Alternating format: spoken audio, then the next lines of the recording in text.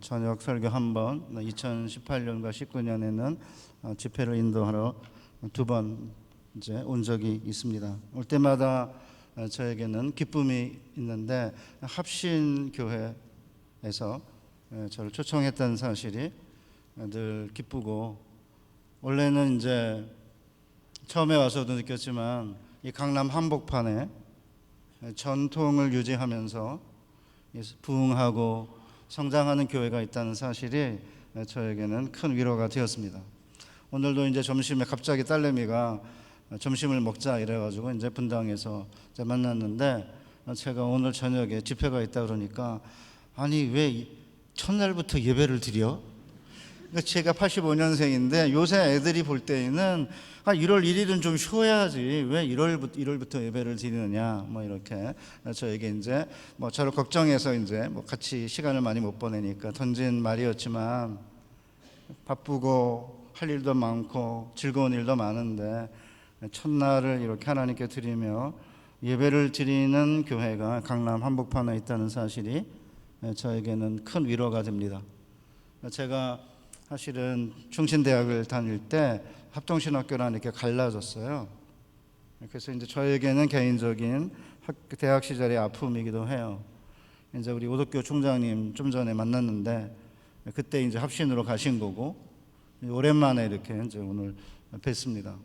미리 온다고 이야기를 하면 제가 설교 제목을 바꿨을 텐데, 저보다 한참 선배인데 제가 오늘 자녀를 키우는 이야기도 할 건데, 뭐 어쨌든 그냥 우리 오 총장님 생각 안 하고 원래 마음먹은 대로 하도록 하겠습니다. 우리 장상래 목사님, 원로 목사 맨 앞에 앉아 계시니까 또 이렇게 부담되곤 하지만 오랜 그 목회 경륜에서 나오는 지혜와 하나님의 말씀에 대한 깊은 통찰이 있을 텐데, 어쨌든 저도 이제 교회에서 제 뒷조사를 해가지고 작년 11월 28일에 은퇴를 했다는데, 은퇴 예배를 드린 거고 은퇴는 2월 28일 날 합니다.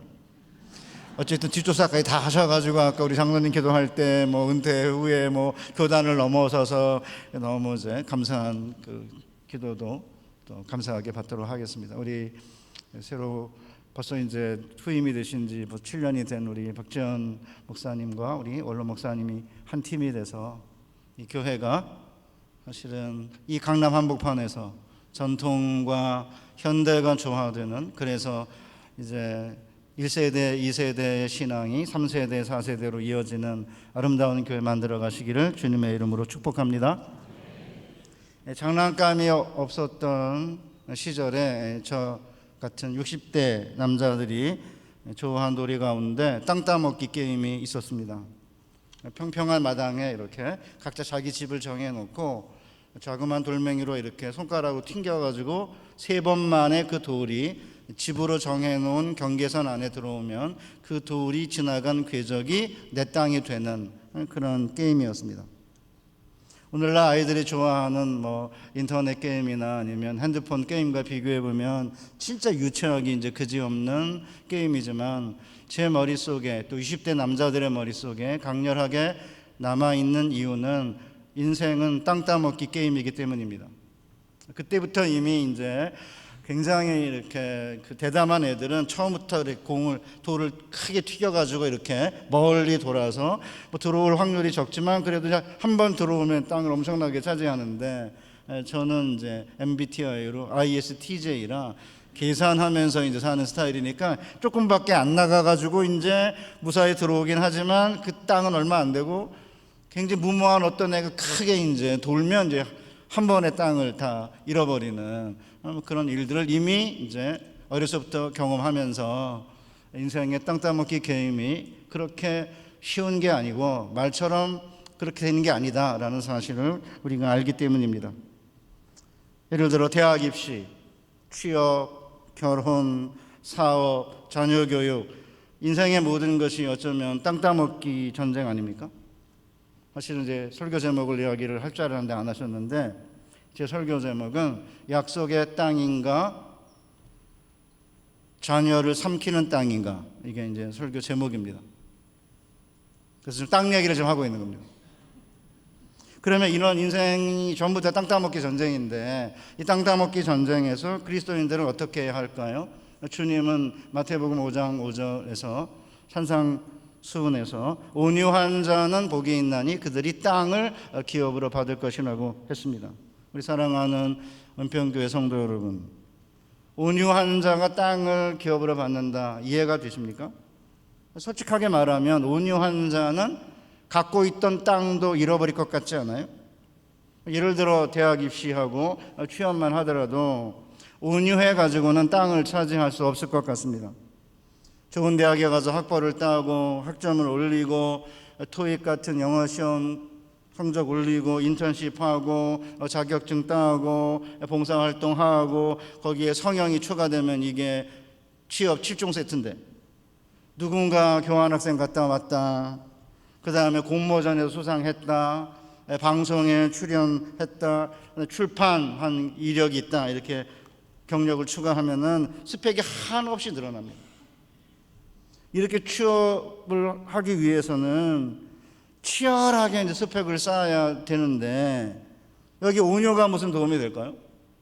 저희 학교 서울대를 졸업을 해가지고 이제 신대원에서 공부한 다음에 여기에서 공부를 마치고 들어온 저희 제자 교수가 서울대학교 앞에 있는 교회, 오래된 교회입니다. 주로 서울대 교수님들과 서울대생들이 많이 나오는 대학촌 교회라는 교회인데, 거기 서울대 학생들도 서울대를 다니면서 어마어마하게 스펙을 쌓는데요.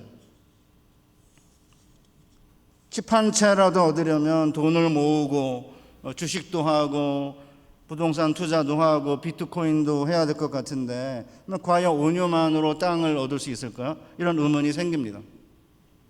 그렇기 때문에 그리스도인들도 예수님의 말씀대로 온유한 자가 땅을 기업으로 받을 것이다 라는 말씀을 믿고 신앙생활하기보다는 불신자와 땅 따먹기 전쟁에서 낙오되지 않으려고 열심히 뛰고 있는 건 아니에요. 그렇다면 이렇게 땅 따먹기 전쟁에 치열하게 뛰어드는 이유가 뭐죠? 우리의 삶이 너무나 냉혹하기 때문에 한번 경쟁에서 뒤지면 영원히 땅을 차지하지 못할 것처럼 느껴지기 때문입니다. 예나 지금이나 상황은 동일합니다. 이스라엘 백성들 역시 가나안 땅에 들어갈 때 이미 다른 사람들이, 다른 민족들이 땅을 차지하고 있었습니다. 그래서 민수기 13장 32절 이하에 보면 정탐꾼들이 이렇게 말해요. 10명의 정탐꾼들이 모세에게 말하여 이르되 당신이 우리를 보낸 땅에 간즉 과연 그 땅에 젖과 꿀이 흐르는데 이것은 그 땅의 과일입니다. 그러나 그 땅 거주민은 강하고 성읍은 견고하고 힘이 클 뿐 아니라 거기서 안악 자손들을 보았으며 우리가 두루 다니며 정탐한 땅은 그 거주민을 삼키는 땅이요. 그래서 제가 약속의 땅인가 자녀를 삼키는 땅인가 라는 제목을 붙인 것입니다.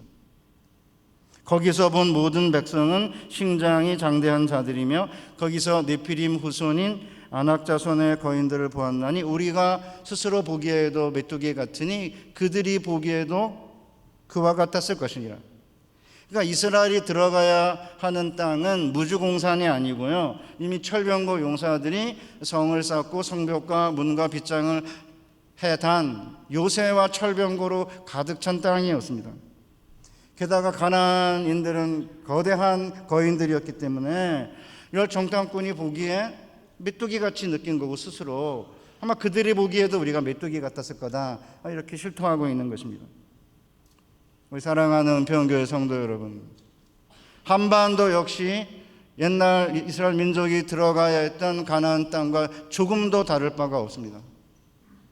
국립국어원에서 이미 20년 전에 2004년에 발표한 신조어에 빗장 도시가 있습니다. 영어로 gated city인데, 최은영이라는 이제 여자분이 서울대 박사학위 논문에서 집값이 비싸고 학력 수준이 높아서 바깥에서 새로 이주해 들어오기 어려운 지역을 빗장 도시라는 이제 명칭을 붙였어요. 그러니까 이제 요새를 쌓고 문과 빗장을 질러서 아무나 들어올 수 없게 된 도시라는 뜻으로 원래는 강남, 서초, 송파 3구를 가리키는 단어였습니다. 학부모 세대 중 대졸 이상 인구가 강남 서초구는 전체 54.7%, 송파구는 36%인데 서울 전체 평균 21%를 크게 웃돌았고요. 고학력 인구가 가장 적은 구는 동대문구 10%인데 강남 서초구는 동대문구보다 무려 5배가 많은 거죠. 부모님의 이제 학력 자본이. 자녀 세대도 서초구가 53.8%, 강남구가 50.1%, 송파구가 44.5%인데 서울의 평균 37.4%보다 크게 웃돈 거죠. 그러니까 부모의 학력 수준과 부부의 수준이 있어가지고 그분들이 뭐 들어오지 말라고 막은 게 아니라 그런 분들이 모여 살다 보니까 집값이 올라가고 전셋값이 올라가고 그러다 보니까 그렇지 못한 사람들이 들어오기가 어려운 지역이다. 이미 20년 전에 빗장도시라는 이름을 붙인 거예요. 여러분이 살고 계시는 송파구도 빗장도시입니다. 강남구랑 서초구 애들이 무시한다고 그러지만 송파구를 강남 3구에서도 이제 강남 서초가 또 송파구로 그러고 전체적으로 보면 이제 강남 서초 송파 이 3구를 빗장도시라고 했는데 지금은 그 빗장도시가 이렇게 이제 확대되고 있어요. 그래가지고 이제 목동, 그더니 이제 제가 분당에서 한 20년 살았는데 분당, 그더니 일산, 중랑구, 우리 가더니 이제 동탄, 죽전, 뭐 동탄 이렇게 빗장도시가 점차 이렇게 확대되고 있습니다. 저의 그 조교를 했던 이제 자매 하나가 이제 그 국문학을 공부한 친구이기 때문에 대치동에서 이렇게 강사하기 이제 강사 자격증을 이렇게 따가지고 죽전에서 이제 한 2년인가 이렇게 아이들 논술을 가르쳤어요. 근데 얼마나 심각하냐면 죽전인데도 불구하고 목사님 초등학교 6학년 되면은 이제 수학 다 고3까지 다 뗍니다. 지금은 이제 그 친구가 상암에서 이제 교습소를 하거든요. 거기 논술 교습소를 하고 있는데 교습소는 좀 작은 형태의 학원이에요. 학원은 더 크고 교습소는 좀 작습니다. 그런데 영어 유치원을 이제 보내고 나면은 3살 때부터 그 다음에 논술이라는 거죠. 그러니까 이제 공무원이 돼도 이렇게 보고서 잘 써야 되고 또 이제 상암 그쪽은 언론인들이 많으니까 방송국이 있으니까 뭐 언론이 되려도 이제 글을 잘 써야 되고 뭐 판사는 판결문을 그 다음에 이제 변호사들은 준비 서면을 잘 쓰고 뭐 이래야 되니까 모든 게 이제 이게 논술이다. 뭐 이래가지고 이제 그 다음에 논술을 가르친다는 거예요. 그러니까 이미 귀족 교육이 이미 어렸을 때 시작을 했기 때문에 어느 정도 그 귀족 교육을 어려서 시킨 애를 절대 나중에 못 따라간다. 뭐 그게 이제 지금 점차 이렇게 확산되고 있는 것 같아요. 그러다가 이제 뭐 여러분 잘 아시는 대로 뭐 대구 가면 수성구, 부산 가면 해운대구 뭐 이래가지고 이 빗장도시가 점차 이렇게 확산되고 있습니다. 그러니까 고학력에 부유한 부모 세대가 자녀 세대에게 고학력과 부를 계승하기 위해 요새를 쌓는 모습이 훨씬 심해지고 있어요. 그 옛날에는 부자애도 공부 안 했거든요. 잘생긴 애들. 근데 요새는 부자애들과 잘생긴 애들도 공부 열심히 해요. 많이 바뀌었습니다.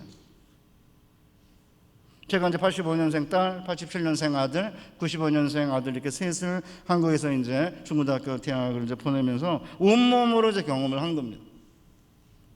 95년생 이제 막내가 둘째랑 8년 차이니까 이제 아내가 이렇게 학교를 가면은 얘가 이제 반장하거나 그러면은 학부모 회의에 가면 제일 나이가 많은 거예요. 왜냐하면 첫째랑 10살 차이고 둘째랑 8년 차이니까 학부모 모임에 가면 이제 왕언니가 되니까 이제 뭐 운영위원회 위원장도 맡고 뭐 이제 이렇게 하면서 이제 성남에 이제 샛별중학교라고 신설중학교를 갔어요. 그럼 제가 살던 데가 이제 그 산 밑에 있는 다세대 주택이 있는데 살았어요.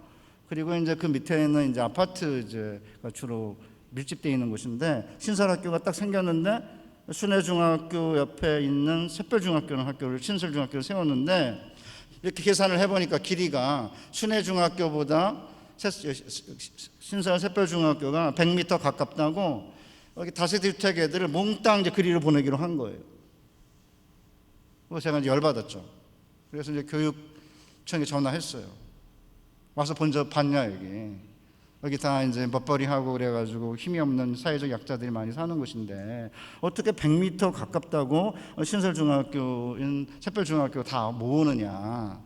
순회 이제 초등학교나 순회 중학교 이제 이런 사람들이 이미 벌써부터 우리 이제 주택 것들 다 이번 기회에 떨쳐내고 순회 중학교를 최고의 중학교라고 만들자고 그런다.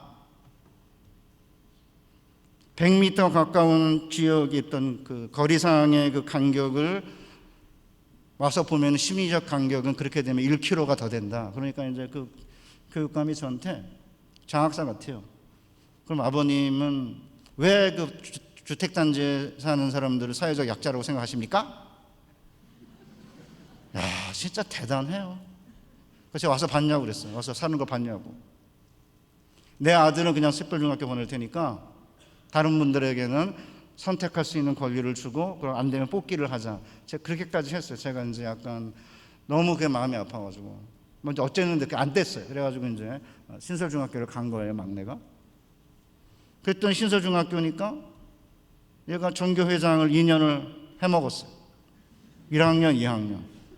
그러면서 이제 아내가 운영위원회 위원장을 하고 아내는 MBTI가 ENFP거든요. 그러니까 직을 좋아해요. 감투를. 그래가지고 성남 전체 중학교의 운영위원회 위원장을 했습니다. 저랑은 다릅니다. 스타일이. 근데 이제 고등학교를 갈 때가 됐는데 제 그 아내가 요새 애들이 자율고 뭐 자사고 뭐 특목고 이런 거 보내려고 학원 과외 정도가 아니고 방송 출연, 논문 게재, 도서 출판을 한다는 거예요. 그래서 제가 죄송합니다. 미쳤냐? 이랬습니다. 95년생 저희 막내가 중학교 졸업할 때 이야기입니다. 말도 안 되는 얘기 아니에요. 그런데 10년이 지나고 나서 보니까 장관 청문회에 그런 일이 상류층에서는 비일비재했다라는 사실을 저도 알게 되었습니다. 그러니까 지금 이 뭐 송파구 여기 장난 아닐 것 같아요. 분당에 있을 때 이제 강남 못 들어간 인간들이 분당에 살아가지고 교육열은 더 세다 뭐 그런 얘기를 이미 했으니까. 그러니까 여러분은 강남 사는 거고 이제 분당 사는 인간들은 조금 강남 못 들어간 인간들이 사는 거고 뭐 목동은 뭐 또 그렇고 뭐 난리잖아요 이제. 그러면 이렇게 해가지고 죽어라고 열심히 이제 세속적인 자녀 교육에 성공한 결과 한반도에 무슨 일이 일어난지 아십니까?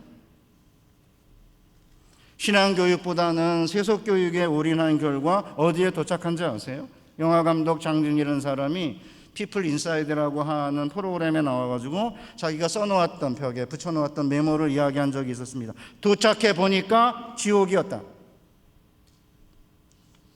사랑하는 우리 은평교회 성도 여러분, 열심히 노력해가지고 빗장도시 안에 들어왔고 자녀 교육에 올인해서 자녀들이 원하는 대학과 직장에 들어왔는데 그 사이에 자녀들은 하나님이 누구인지 알지 못하게 되고 교회를 떠나는 일이 이미 벌어졌습니다.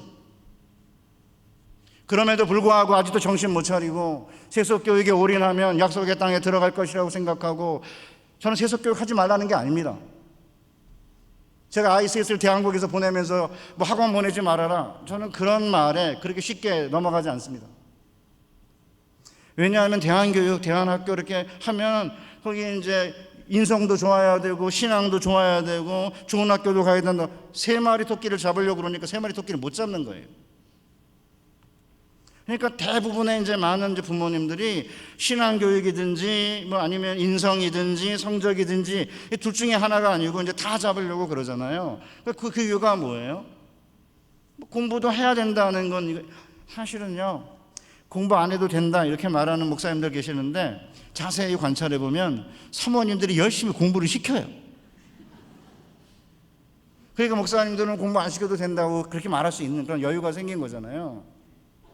그러니까 저는 가난하게 자라났고 했기 때문에 공부해야 된다라는 이제 주장입니다. 가난한 사람들이, 아이들이 사실은 약속의 땅에 들어가려면 그냥 뭐 공부 안 해도 된다, 자기가 가지고 있는 은사와 아니면 자질을 가지고 열심히 하면 된다, 뭐 그런 분들 계시는데 미술 아무리 잘해도요, 수능 안 좋으면은 소위 미술로 유명한 홍익대학이나 서울대 못 들어갑니다. 그러니까 그냥 그 현장을 잘 이해하지 못한 사람들이 그냥 누구예요? 축구 잘하는 손흥민이 봐라 이러는데, 손흥민 같은 애는 0.01%의 애예요. 평택에서 이제 목회하는 제 제자들이 있는데, 얼굴이 좀 이렇게 반반한 여자애가 있는데 막 연예인이 될 거라고 막 그러는데, 그래서 그랬대요. 야, 너 예쁜 거 맞는데 네 얼굴 가지고 연예인이 되는 것보다는 공부해서 서울대 가는 게 훨씬 빠르다. 어느 분야든지 간에 사실은 노력 없이 그런 일은 불가능하잖아요. 그렇기 때문에 사실은 저는 세속교육이 필요 없다, 그 얘기하는 게 아닙니다. 세속교육에 너무 올인하다 보니까 신앙교육을 등한히 하거나, 세속교육만큼 세속한 신앙교육을 해야 되는데 세속교육에 올인하다 보니까 신앙교육을 등한히 하게 된 거고, 등한히 하다 보니까 이제 끝내는 도착을 했는데 그 땅은 약속의 땅이 아니고 자녀를 삼키는 땅이 된 거죠. 제가 이제 한 몇 년 전에 미국의 동부의 한 대형 교회 집회를 간 적이 있었습니다. 거기에 이제 제 제자가 부목사로 있는데 저한테, 김 목사님, 여기 이민 1세들의 기도 제목 1번이 뭔지 아십니까? 그러는 거예요. 제가 이제 미국에서 한 2년 공부도 하고 1년 안식년도 있었고 했기 때문에, 미국에서 제가 만난 100%의 이민자들은 자녀 교육 때문에 온다 이러거든요.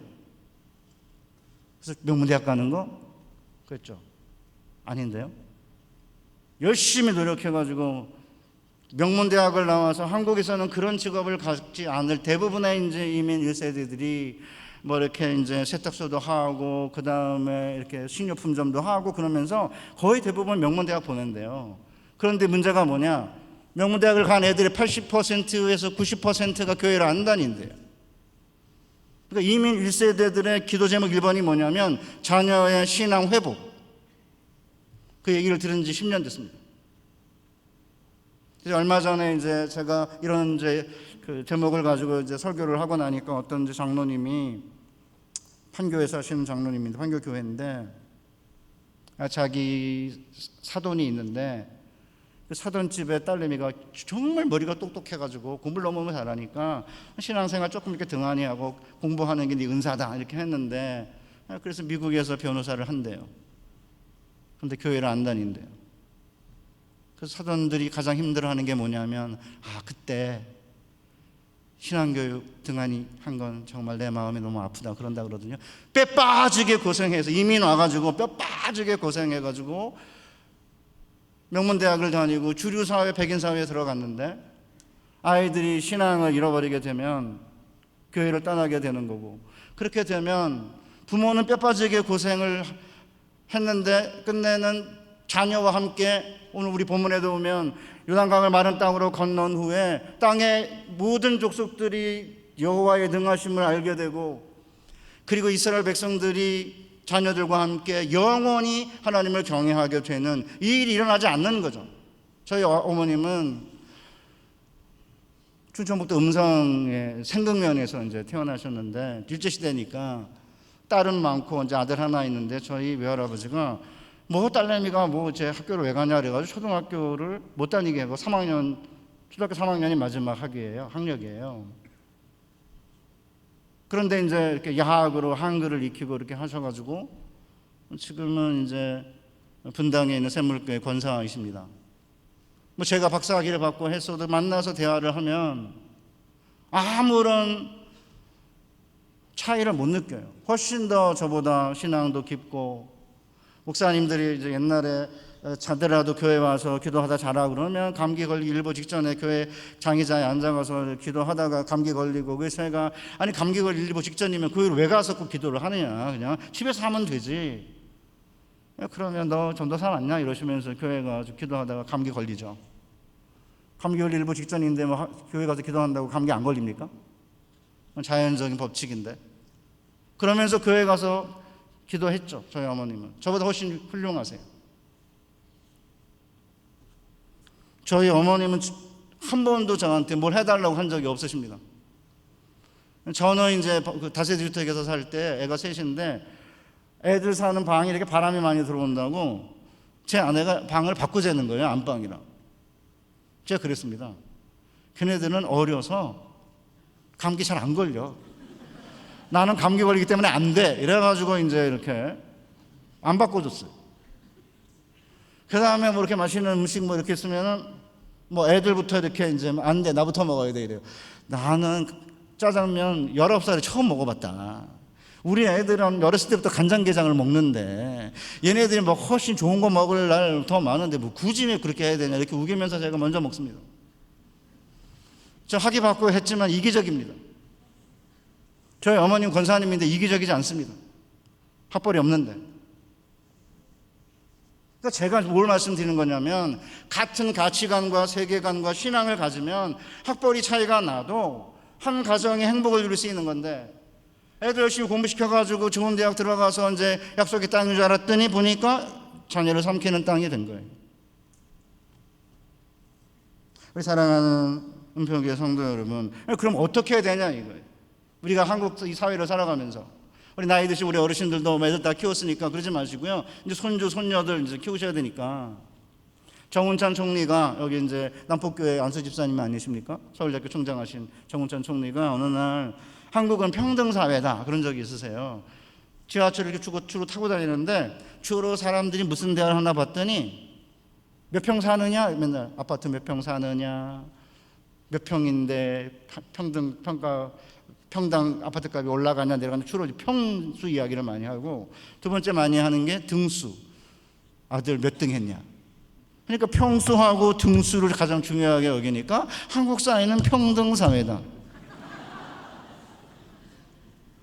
그러니까 제가 지금 첫날 2024년 신년 축복성에 와서 제가 왜 굉장히 세속적으로 느낄 수 있는 왜 땅 이야기, 아파트 이야기, 왜 학교 이야기를 하고 있습니까? 이론적이고 추상적이고 뜬구름 잡는 이야기를 너무 많이 하기 때문에 교회에 오면은 현실적인 이야기하고 상관없는 이야기를 너무 많이 하니까 도대체 우리의 삶과 무슨 상관? 옛날에 우리 목사님들은 뭐 약간 기복적이다 뭐 그런 얘기를 들었어도 불구하고 하나님을 의지하고 하나님을 신뢰하면 하나님께서 모든 것을 해결해 주신다 그 얘기를 믿고 여기까지 왔는데 지금은 만약 거창하게 복리하게 하면 기복주의라 이러고 교회에 복리하게면 안 된다 그러고 뭐 그렇게 얘기하면서 실제적으로는 교회 와서는 그런 얘기 안 하는데 밖에 나가면 이제 세상적이 돼가지고 이제 아파트 뭐 이렇게 투기도 하고 비트코인도 하고 애들 세속교육 시키느라고 신앙교육 등한히 하고 그게 이중적이 돼버린 거죠. 교회 오면 하나님 이야기를 하는데 밖에 나가면 이제 평수하고 등수가 중요하니까 그따 쫓아가다가 이제 시간이 지났는데 보니까 애들이 교회를 안 다녀요. 이미 한 30년 전에 제가 저쪽 대방동 쪽에 어느 교회를 다니고 있었는데 거기에 장로님이 서울대 의대 교수인데요. 저한테 목사님 우리 서울대 의대에 장로님 아들 권사님 딸 많은데 교회 안 다니는 사람도 많습니다. 30년 전에 제가 들은 이야기입니다. 그러니까 저는 지금 평수와 등수가 중요하고 그 다음에 갈수록 이제 서울에 있는 대학에 들어가는 것도 어려운데 이런 상황에서 어떻게 해야 결국은 하나님께서 우리에게 주시려고 하는 축복을 얻을 수 있느냐 이제 그 이야기를 하자는 거예요. 하나님의 백성은 이런 식으로 땅을 차지할 수는 없는 거죠. 왜냐하면 땅은 여호와의 소유고 땅은 여호와께서 그의 백성들에게 선물로 주시는 건데 그래서 주님이 온유한 자가 복이 있나니 땅을 기업으로 받을 것이다 라고 한 거죠. 나는 마음이 온유하고 겸손하니 나의 멍에를 메고 내게 배우라 그리하면 너희 마음이 쉼을 얻으리니 그러니까 마음이 온유한 주님을 따르면 우리는 마음이 쉼을 얻게 되고 더불어 땅도 소유하게 되는 거죠. 그런데 그렇지 않으면 무슨 일이 생기느냐 땅을 얻어요. 세속교육 열심히 하면 땅을 못 얻는 게 아닙니다. 땅을 얻습니다. 그런데 그 땅은 자녀를 삼키는 땅이고 죽은 자들의 땅이에요. 시편 기자는 하나님은 산자들의 땅에서 우리의 기업이 되셨습니다 이러거든요.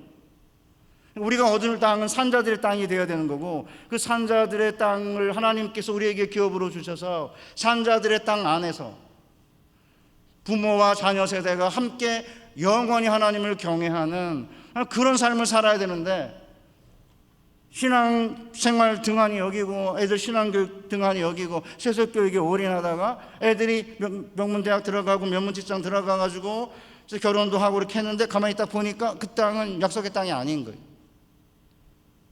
자, 그러면 이제 온유한 자가 이제 땅을 기업으로 받는다고 했는데, 그러면 온유하다는 게 과연 뭔가? 온유 그러면요, 따뜻할 온의 부드러운 유니까 이게 말과 태도가 부드럽고 따뜻하다, 이제 그렇게 이제 해석될 수 있는 단어예요.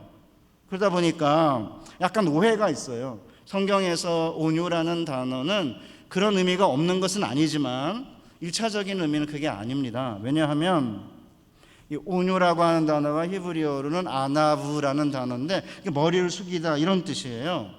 전쟁에서 패배를 했든 아니면 근심과 고통으로 머리를 떨구든 간에 고개 숙인 사람을 가리킵니다.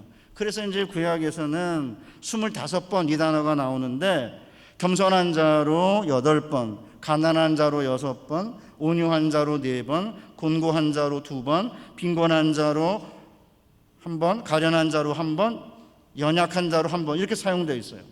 그러니까 다양한 의미를 가지고 있기 때문에 이렇게 번역을 했지만, 기본 의미는 뭐냐면 아무런 힘이 없기 때문에 하나님만 의지할 수밖에 없는 사람들을 가리켜요. 그러니까 이게 사람들을 대하는 태도, 온유는 사람들을 대하는 태도가 아니라 하나님을 대하는 태도예요. 그러니까 온유한 자의 핵심적인 개념은 뭐냐면 사람들에 대해서 부드럽고 따뜻하게 이렇게 대하는 그런 의미도 물론 포함을 하지만, 그거보다는 이 세상에 의지할 자가 없기 때문에 오직 하나님만 의지하고 하나님만 바라보고 하나님만 소망하는 겸손한 자, 하나님만 신뢰하는 자를 가리킵니다. 그러니까 여러분들이 이제 온유란 단어 여러분 너무나 잘 아실 테지만 가장 처음 언제 사용됐냐면 모세에게 사용되었어요. 모세는 그 온유함이 지면의 모든 사람보다 승하더라, 이렇게 옛날 번역은 그렇게 돼 있잖아요. 그러니까 온유의 첫 번째 단어가 모세에게 쓰였어요. 그럼 도대체 모세가 어떤 면에서 이제 온유한가, 이렇게 이제 들여다봐야 되는데, 그냥 일반적으로 보면 모세 온유하지 않습니다. 모세가 뭐 온유해요? 막 마음에 안 드니까 뭐 때려 죽여가지고 이렇게 뭐 숨기잖아요. 막 승질나니까 막 이렇게 막대기로 반석 2번이나 이렇게 두들기고 막 이렇게. 그러니까 성질이 있는 사람이에요. 그럼 온유하다는 말은 뭐냐면, 민수기 12장에 이제 온유하다고 나오는데 11장에 보면은 이스라엘이 이제 만나가 지겹다면서 막 고기 먹게 해달라고 불평하거든요. 미쳤죠? 아니 어떻게 광야에서 고기를 달래요, 이 인간들이? 그러니까 이제 모세가 요새 말로 빡쳤어요. 뚜껑이 열린 거예요. 그래가지고 민수기 11장 11절 이하에 보면 이렇게 되어 있습니다. 모세가 여호와께 여짜오되 어찌하여 주께서 종을 괴롭게 하시나이까? 어찌하여 이 모든 백성을 내게 맡기사 내가 그 짐을 지게 하시나이까? 이 모든 백성을 내가 배웠나이까? 내가 그들을 낳았나이까? 이 모든 백성에게 줄 고기를 내가 어디서 얻으리이까? 책임이 심히 중하여 나 혼자는 이 모든 백성을 감당할 수 없나이다. 구하옵나니 내게 은혜를 베푸사 즉시 나를 죽여 내가 고난당함을 내가 보지 않게 하옵소서. 온유해 보이십니까? 막 하나님께 막 대들면서 뭐 얘네들 내가 배웠습니까? 막 나 죽여주세요. 이런, 어떻게 그 온유한 사람들을 대하는 태도가 아니잖아요. 근데 엎친 데 덮친 격으로 형인 아론하고 누나인 미리암이 모세를 비방해요.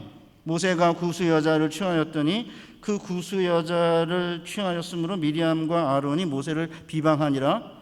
그들이 이르되 여호와께서 모세와만 말씀하셨느냐 우리와도 말씀하지 아니하셨느냐 하매 여호와께서 이 말을 들으셨더라 라고 되어 있는데, 바로 이 대목에서 이 사람 모세는 그 온유함이 지면의 모든 사람보다 더하다라고 한 거예요.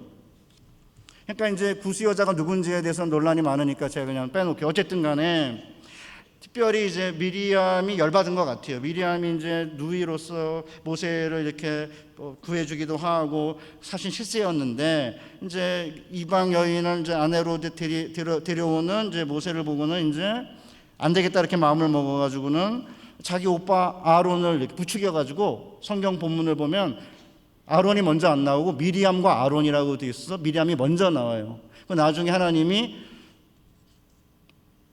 모세를 비난하는 두 사람을 족치실 때, 혼내실 때 아론은 안 건드리시고 미리암만 문무병에 걸려가지고 진 밖에 때 쫓으시거든요. 그러니까 아마 이제 미리암이 이렇게 오빠를 이렇게 사주한 것 같아요. 그러니까 한번 생각해 보세요. 백성들은 고기 달라고 날려서 이게 막 죽여달라고 막 이러고 있는 판인데, 누나하고 형이 야 너만 하나님하고만 말하냐, 우리는 아니냐, 뭐 이러면서 이제 대드니까 어디에 하소연하거나 어디에 의지할 수 없는 전자가 된 거죠. 그래서 이제 어떤 학자들은 이 단어를 비참한 자, 고개를 숙인 자 이렇게 번역을 한다면, 모세는 그 비참함이, 그 불쌍함이 지면에서 가장 심한 사람이다, 이렇게 번역해야 된다고 말합니다. 그러니까 이거 모세가 왜 아무 말도 안 해요? 모세가 아무 말 안 하니까 하나님이 들으시고는 그 다음에 막 모세하고 내가 직접 대면에 말한다. 다른 선지자를 통해서는 뭐 이렇게 대면하여 말하지 않고 꿈을 통해서 예언을 통해 말하지만, 나는 직접 모세와 대면하고 그는 내 집에서 충실한 종이다, 이렇게 하시면서 그냥 미리암에게 나병을 일으키시거든요. 왜 그러면 모세가 온유한 거죠? 의지할 데가 없는 거죠. 어디 하소연할 데가 없는 거죠. 하나님 외에는 의지할 자가 없기 때문에 하나님만 바라보고 하나님만 의지하고 하나님만 소망하는 이 모세를 보고 그의 온유함이, 하나님을 바라보는, 하나님만 의지하는 그의 겸손함이 이 세상에서 가장 뛰어난 자다, 이렇게 모세를 칭찬하신 거예요. 그래서 하나님이 어떻게 하신 거예요? 모세에게 가나안 땅으로 인도하는 역할을 맡긴 거죠. 그것은 모세만 그런 게 아니고요. 여러분이 아시다시피 온유함에 대한 입문서라고 이야기하는 시편 37편을 보면은, 그 시편 37편이 누구의 시냐면 다윗의 시거든요. 여러분이 아시다시피 애굽 시내부터 유브라데 강까지 땅을 다 주겠다고 하나님이 아브라함에게 약속을 했는데, 그 약속을 누가 성취하냐면 다윗이 성취해요.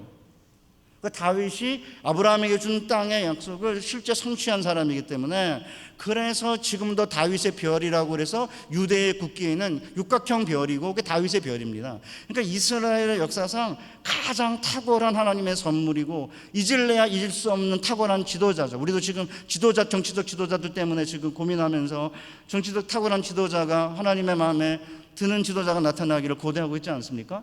그러니까 다윗이 실제로 땅을 차지한 다음에 시편 37편을 이렇게 보면은, 시편 37편에 보면은 온유한 자가 땅을 기업으로 받는다는 이야기를 하고 있거든요. 그러니까 예수님께서 마태복음 5장 5절에서 온유한 자가 복이 있나니 그들이 땅을 기업으로 받을 것입니다 라고 했잖아요. 그거는 시편 37편 11절을 인용한 거예요. 그러니까 예수님은 그냥 가만히 이렇게 앉아 계시다가 그냥 하늘로부터 뜬금없이 어떤 계시를 받아갖고 이야기하는 분이 아니라, 온유한 사람, 첫 번째 사람이 모세, 그 다음에 예수님께서 인용한 다윗 37편의 다윗의 시를 통해서 실제로 이스라엘 역사상 땅을 차지한 사람이 누구인지를 이야기하시면서 이 말씀을 우리에게 하신 거기 때문에 의미가 있는 거예요. 시편 37편에 보면은 악을 행하는 자들 때문에 불평하고 불의를 행하는 자들 때문에 시기하지 말라, 이렇게 말해요. 왜냐하면 그들은 속히 배임을 당할 거라는 거예요. 대신 37편 5절에 내 길을 여호와께 맡기라, 그를 의지하면 그가 이루실 것이다. 7절 여호와 앞에 잠잠하고 참고 기다리라, 자기 길이 형통하며 악한 꾀를 이루는 자들 때문에 불평하지 말지어다. 9절에 진실로 악을 행하는 자들은 끊어질 것이나 여호와를 소망하는 자들은 땅을 차지하리로다. 11절 그러나 온유한 자들은 땅을 차지하며 풍성한 화평으로 즐거워하리로다. 34절에 여호와를 바라고 그의 도를 지키라, 그리하면 내가 땅을 차지하게 하실 것이라, 악인이 끊어질 때 내가 똑똑히 보리로다. 여러분 아시다시피 다윗 2세의 8번째 막내 아들로서 사무엘이 왕을 세우려고 기름 부으려고 할 때 이세가 아예 그냥 제껴놨잖아요. 왜냐하면 여덟 번째 애니까. 원래 일곱이 완전수인데 얘는 8번째 애거든요. 그러니까 들판에서 몇 양을 키게 내버려 둔 거죠. 그런데 하나님이 왜 다윗을 택하셨을까요? 다윗의 생애를 보면 오직 여호와만 의지하고 여호와만 바라보고 여호와만 소망하는 사람이기 때문에 하나님이 그를 택하신 거 아니에요. 그리고 땅을 준 거잖아요. 그러니까 이제 예수님께서는 마태복음 5장 5절에서 야, 누가 복이 있냐? 온유한 자가 복이 있다. 왜? 온유한 자는 땅을 기업으로 받을 것이기 때문에 라고 약속하신 거예요. 그래서 저는 오늘 이제 남은 시간 동안에 그러면 도대체 온유한 자가 땅을 기업으로 받는다는 게 뭔가 제가 설명을 좀 깔아놨으니까 이제 적용하며 나가겠습니다. 온유한 자가 땅을 기업으로 받는다는 게 뭔지를 확실하게 보여주는 모습이 이스라엘이 요단강을 이제 건너는 모습이거든요. 이스라엘이 40년의 광야 생활 끝에 요단강에 도착을 했어요. 그러니까 이제 사흘째 되는 날 관리들이 백성들에게 명령해요. 여호수아 3장 2절 3절에 보면 사흘 후에 관리들이 진중으로 두루다니며 백성에게 명령하여 이르되 너희는 레위 사람 제사장들이 너희 하나님 여호와의 언약궤 미는 걸 보거든 너희가 있는 곳을 떠나 그 뒤를 따르라. 그러니까 이제 땅을 얻으려면 철병거를 모는 법을 배우고 성벽을 쌓고 문과 빗장을 해달고 높은 망대를 세우고 요새를 쌓는 법을 배워야 되는 거 아니에요? 그런데 하나님께서는 약속의 땅을 차지하는 이야기를 하시면서 어떻게 하라고요? 제사장들이 언약궤를 메면은 그 언약궤를 따라서 요단강 안으로 들어가라는 거죠. 그러니까 2024년 1월 첫날 모여가지고 우리가 지금 뭐 하고 있는 겁니까? 이 세상 사람들이 볼 때에는 땅을 차지하려면 아파트 어떻게 투자해야 되는지 제가 오늘 아침에도 보니까 올해가 아파트를 살 시기래요. 지혜로운 분들이 지금 그러고 있어요. 10명의 그 부동산 전문가들이 9명이 아파트를 사랍니다. 어떤 사람이 저한테 보이스피싱인지 뭐 전화해가지고 어디 땅인데 좋은 땅인데 저보고 사라는 거예요. 그래서 제가 그렇게 좋은 땅이시면 본인이 사시지. 그걸 왜 나보고 사라고 그러십니까? 이렇게. 심지어 제가 이제 말을 걸었어요. 세상에 슬기롭고 지혜로운 사람들이요. 이래라 저래라 너무 말이 많아요. 제가 이제 은퇴를 할 나이가 돼서 어떻게 저 나이랑 전화번호 알아냈는지 뭐 또 투자를 해라 뭐 퇴직금을 받으면은 그 연금으로 돌려야지 그거를 그냥 받으면 세금이 많이 나간다. 그러니까 또 어떤 사람들은 그거를 또 그렇게 세금 이렇게 연금으로 받으면은 지역 의료보험이 올라간다. 너무 많은 사람들이 온갖 얘기를 다 하는 거예요. 지금은 안전자산인 금을 살 때다. 아니다. 엔화를 사야 된다. 지금은 이제 그런 거 막 따져가면서 이제 뭐 하고 이래도 판인데 일요일 저녁도 와가지고 세상 사람 지혜로운 사람들이 볼 때는 가난한 거민들이 볼 때는 하등 도움도 안 되는 이야기 하고 있는 거예요. 그렇다면 언약궤를 따라 요단강에 들어가는 건 뭘 의미하죠? 여러분들이 아시다시피 언약궤 안에 십계명이 들어있습니다. 뭐를 고백하는 거예요? 그걸 따라간다는 얘기는 하나님께서 가나안 땅을 선물로 주신다면 1계명, 2계명을 따라 그 땅에서 오직 하나님만 주인으로 모시며 살겠습니다. 하나님 아버지 우리와 우리 자녀에게 약속의 땅을 선물로 주신다고 한다면 3계명의 순종에 하나님의 이름을 망령되이 일컫지 않겠습니다. 하나님이 우리에게 주시는 땅 안에서는 4계명을 지켜 일상적인 탐욕의 흐름을 정지하고 주일에는 오직 하나님께만 예배하며 살겠습니다. 하나님이 땅을 주신다면 그 땅에 들어가서는 더 이상 나이가 들어 경제적인 효용 가치가 사라진 나이든 어른들을 무시하는 이 세상 사람들과는 달리 부모님을 경외하며 살겠습니다. 하나님께서 주신 약속의 땅 안에 들어가면 6계명의 원리를 따라 살인하지 않을 것이고 7, 8, 9계명을 지켜 남의 아내를 탐하거나 이웃의 것을 도둑질하거나 이웃을 해하려고 거짓 증거하지 않겠습니다. 하나님의 땅 안에서는 10계명을 따라서 이웃의 것 탐하지 않겠습니다. 하나님이 정말 땅을 주신다고 한다면 그 땅 안에서는 가난한 이웃에게 돈을 빌려주되 형제들에게 이자를 받지 않겠습니다. 하나님이 주신 땅 안에서는 빚을 갚지 않아 종이 된 이웃을 7년이 되면 자유롭게 하겠습니다. 하나님이 주시는 땅 안에서는 담보물로 잡아 내 것이 된 땅을 희년이 되면 돌려주겠습니다. 빚진 자에게는 탕감을, 갇힌 자에게는 자유를, 눈먼 자에게는 보게 함을 전하는 공평과 정의, 긍휼과 사랑이 넘치는 공동체를 만들며 살겠습니다. 우리가 지난 일제시대와 6.25와 보릿고개를 겪으면서 우리의 신앙의 선배들이 주일마다 모여서 그 다음에 수요일, 금요 철야기도 하면서 하나님 우리에게 땅을 주신다고 한다면 이렇게 섬기고 예배드리고 기도하고 자녀교육 해가지고 한국교회가 이만큼 성장한 거 아닙니까? 그런데 어느 순간부터 1990년대부터 그런 것 같아요. 90년대부터 1만 불이 되고 국민소득이 그다음에 2만 불, 3만 불로 이렇게 넘어가면서 그 다음에 이제 뭐 이 가난인들이 철병거 몰고 병거 몰고 뭐 문과 빗장 해닫고 막 이러면서 이제 요새를 쌓고 이렇게 하니까 이걸 같이 안 하다가는 이제 땅 차지하지 못하겠다 생각을 하니까 이제 열심히 이제 세속 교육을 한 거죠. 그래가지고 이 요새 빗장 도시 안에서는요, 즉 은평교회는 모릅니다 상황이 어떤지. 중간고사나 학기말고사만 되면은 주일학교 출석률 반토막입니다. 일산 가면 거기에는 웨이팅 리스트가 이렇게 많아가 좋은 학원은요, 주일 학원 안 나오면 자르니까 애들을 주일 학원 보내는 거예요.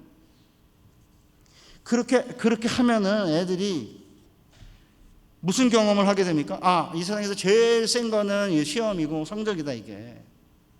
그런 생각하지 않겠습니까? 그러니까 부모와 자녀가 이제 나와서 하나님께 예배 드리고 기도하고 함께 손을 잡고 하나님 찬양하면서 우리 아이들에게 숙적으로 공부하고 학원하고 뭐 능력 되면 과외하고 할 수 있는 거죠.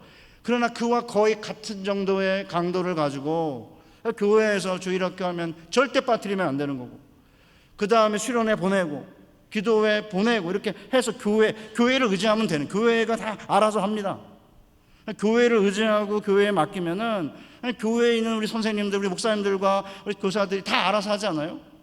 내 애는 집착 때문에 그렇게 못해요. 공부가 최고다, 인생의 성적이 제일 중요하다, 학원 선생님도 그러죠, 학교에 가서도 그러죠, 부모님도 그러지. 애들이 숨통이 막혀요.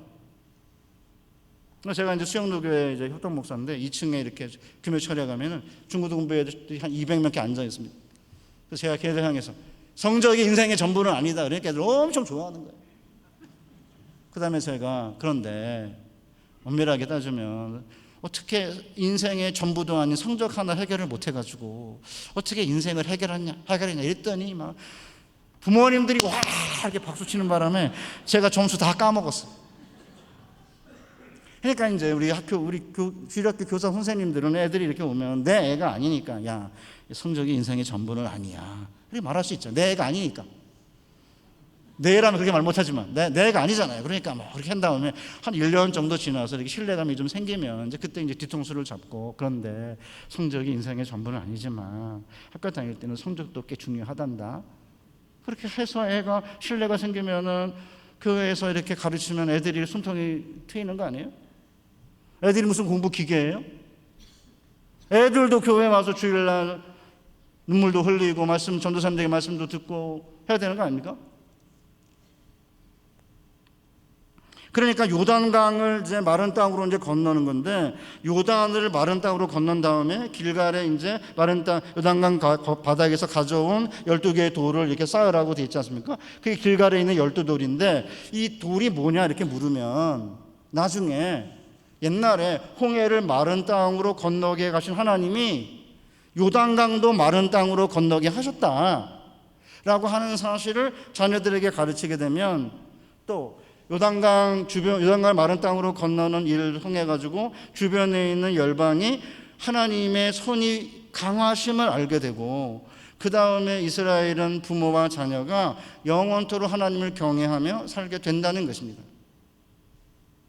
그러면 마른 땅으로 요단을 건너는 게 뭐냐면, 여호수아 3장 9절 이하에 보면 이렇게 되어 있어요. 또 말하되 살아계신 하나님이 너희 가운데 계시사 가나안 족속과 여부스 족속을 너희 앞에서 반드시 쫓아내실 줄을 이것으로 너희가 알리라. 보라, 온 땅의 주의 언약궤가 너희 앞에서 요단을 건너가나니. 그러니까 요단을 마른 땅으로 건넌다는 것은 주변의 사람들이 볼 때 저들이 섬기는 하나님은 살아계신 하나님이고, 그 살아계신 하나님이 온 땅의 주인이고, 그 온 땅의 주인인 하나님이 땅을 자기가 원하는 자에게 주는 것은 너무나 당연하다라고 실토할 수밖에 없는 그런 경험이 있어야 된다는 것이죠.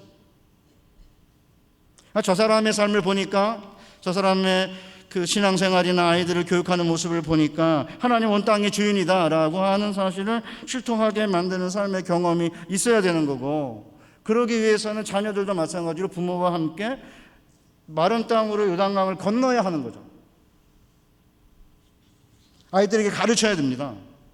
우리 하나님은 살아계시고, 하나님께서는 가장 완벽한 시기에 가장 완벽한 방식을 따라 우리에게 최선의 것을 주실 것이라는 믿음을 가지고 아이들에게 신앙을 가르쳐야 돼요. 그래서 제 개인적인 이야기 좀 하면서 이제 결론으로 이제 가겠습니다. 제 집에 딸내미가 85년생인데 이해찬 세대예요.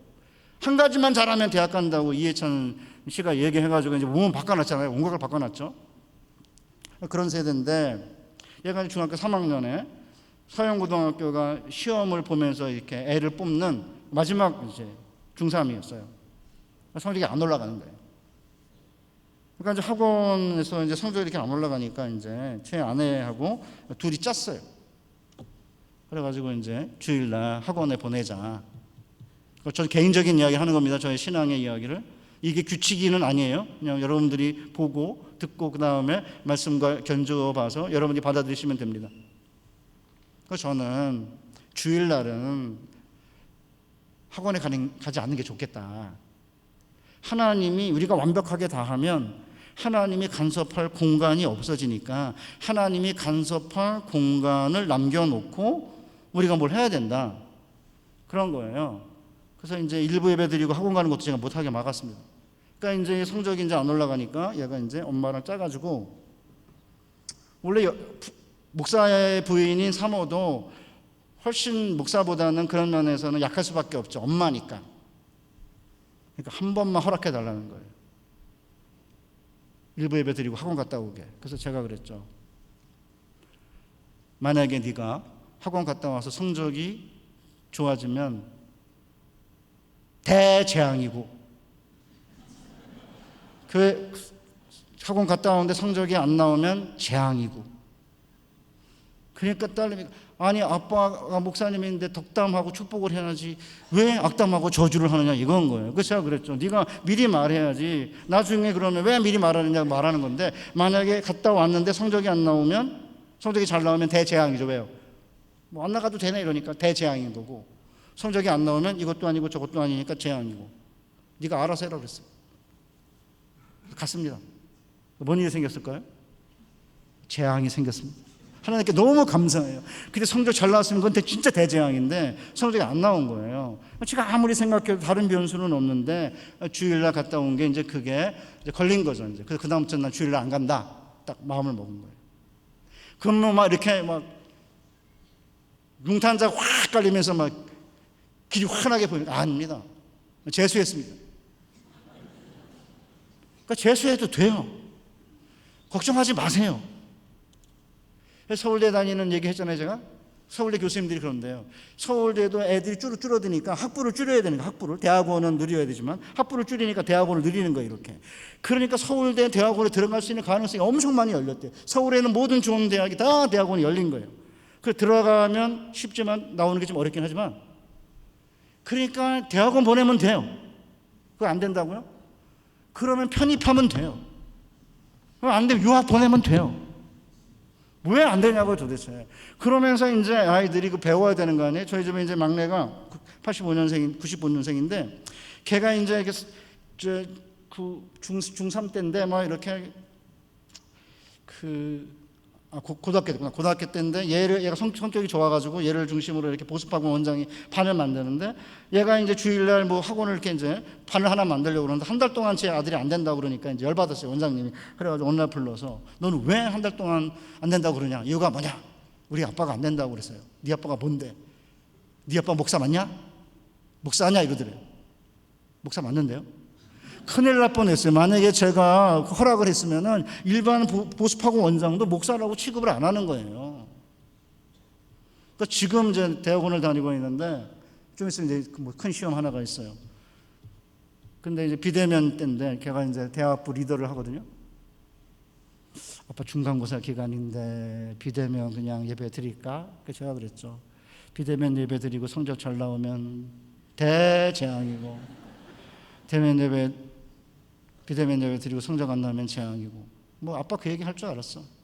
그런데 그 다음에 성적 잘 나왔다 그래요.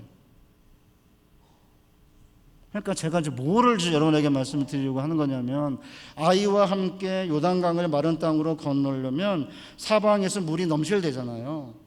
굉장히 물이 3.5m가 되는 데다가 물살이 이렇게 빠르고, 그 다음 흙탕물이라 앞이 안 보이는 요단강을 마른 땅으로 이렇게 건너서 지속적으로 간다는 것은 쉬운 일이 아닙니다. 그렇지만 아이들에게 뭘 가르치시겠어요? 말로는 하나님이 모든 걸 관장하신다고 그러는데, 시험 기간만 되면 부모님도 마음이 흔들리고, 애들은 더 마음이 흔들리죠. 애들은 뭐 그렇게 되면 성적 안 나, 물론 노는 게 좋아가지고 이제 뭐 그런 애도 있겠지만 대부분은 다 불안해해요. 그런 애들에게 부모가 같이 손을 잡고 하나님께서 최선의 것을 최선의 방식으로 하나님의 최선의 때 주실 것이다 라는 사실을 믿고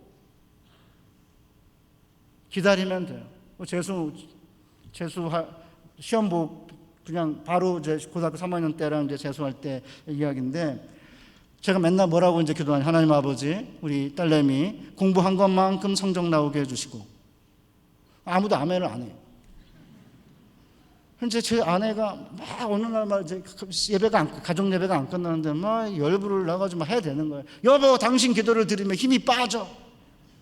대박 터뜨려 주시옵소서. 기저 이렇게 그렇게 기도해도 지금 힘이 날까 말까 하는데 지금 뭐 하는 거야? 이러는 거예요. 그 제가 그랬죠. 나도 개인적으로는 성적이 잘 나오기를 바라지만, 우리가 부모가 바라는 게 뭐예요? 공부한 것만큼 성적이 안 나올까 봐 걱정하는 거 아니에요. 열심히 노력했는데 성적이 안 나올까 봐 그걸 걱정하는 거지, 다른 것 때문에 걱정하는 게 아니지 않습니까? 시험 보는 날 당일날 애들 세워놓고 제가 그전에는 다니던 교회 가서 이제 담임 목사님 안수받고 이제 기도를 받았는데, 성적이 안 나와서 야, 이번에는 내가 한다, 진짜 가지 마라 이러고 이제 제가 했어요. 하나님 아버지, 아침에 출발하기 전에 공부한 것만큼 성적 나오게 해주시고 기도를 했는데, 끝나고 나니까 애가 눈물 콧물 장난이 아닌 거예요. 아빠, 오늘은 시험인데 어떻게 시험 보는 날까지 이렇게 기도를 해? 저는 아이에게 물론 속으로는 하나님 아버지 재수까지 했는데 대박 터트려까지는 아니라도 소박은 터트려 주옵소서, 그런 개인적인 소망이 없었던 것은 아니지만, 아이들과 아내에게 하나님이 우리가 보기에 최선의 것이 아닐지 몰라도 하나님은 최선의 것을 최선의 방식으로 최선의 때에 주실 것이다, 그거를 믿고 기다리는 게 소망이고, 그렇게 해서 이제 하게 되면 그 다음에 하나님은 살아계시고 하나님은 우리의 필요를 채우신다는 거예요. 제가 이제 이렇게 하면서 하나님께서 우리에게 복을 주실 것이다 이렇게 하면, 또 이제 어떤 사람들이 그 목사님 그 신학교 교수까지 하시면서 그렇게 기복적인 얘기 하시면 됩니까? 뭐 이렇게 대드는 사람들이 있어가지고 제가 바꿨어요, 표현을. 하나님은 절대로 우리에게 손해보지 않게 하십니다. 되셨습니까? 기복주의에 굉장히 알레르기 갖고 있는 인간들은 바꾸세요. 하나님은 절대 손해보지 않게 하십니다. 제가 이렇게 바꾼 이유가 있는데, 요거하고 이게 제 마지막 제 간증이에요. 저희 학교에 딸 둘을 미국에서 의대를 보낸 교수님이 계세요. 은퇴했어요. 한 1년 반 전에. 뭐 이런저런 얘기를 하다가 둘째 딸이 시카고 대학을 나왔는데 주일날 공부 안 하는 거로 전 한국인들 사이에 유명했다 그래요.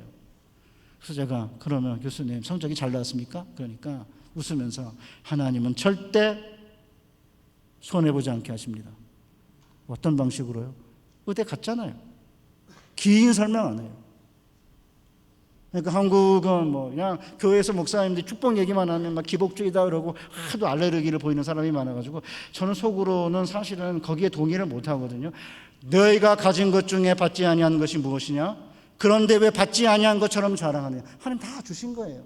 그런 하나님께 감사하면 되는 거지. 겉으로는 뭐 기복주의라 그러고 축복 얘기하면 막 싫어하는 것처럼 보이면서 속으로는 온갖 축복을 갈망하고 세속적인 축복을 오히려 속으로 갈망하는 그런 사람들이 이제 많기 때문에 대놓고 제가 그렇게 하는 건 잘못이다 이렇게 말할 수도 있지만 지금은 그렇게 말하기보다는 그런 또 뭐 고민하고 있는 분들이 계시니까 오케이 그러면 하나님은 절대 손해보지 않게 하시고 우리가 이렇게 믿음을 가지고 하나님께서 하나님만 바라보고 하나님만 의지하고 하나님만 소망하면 하나님께서 우리에게 땅을 기업으로 주실 것이고 그 땅은 죽은 자들의 땅이 아니라 산자들의 땅이고 우리는 그 산자들의 땅에서 부모님과 자녀 세대가 항상 영원히 여호와만을 경외하는 하나님만을 경외하는 복된 가정이 될 것입니다. 그런 비전을 가지고 남은 한 해, 새로운 한 해, 남은 생에 온유한 자로 하나님만 의지하고 하나님만 소망함으로 진정한 땅을 기업으로 받는 약속의 땅을 기업으로 얻는 여러분과 교회 되시기를 주님의 이름으로 축복합니다. 하나님 아버지 감사합니다. 2024년 한 해가 하나님이 땅을 기업으로 주시는 복을 경험하는 한 해가 되게 하여 주시옵소서.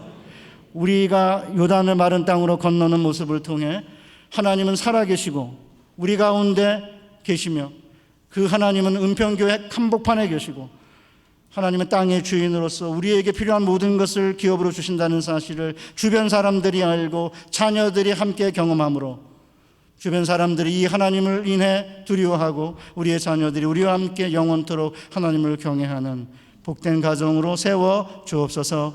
예수님의 거룩하신 이름으로 기도하옵나이다. 아멘.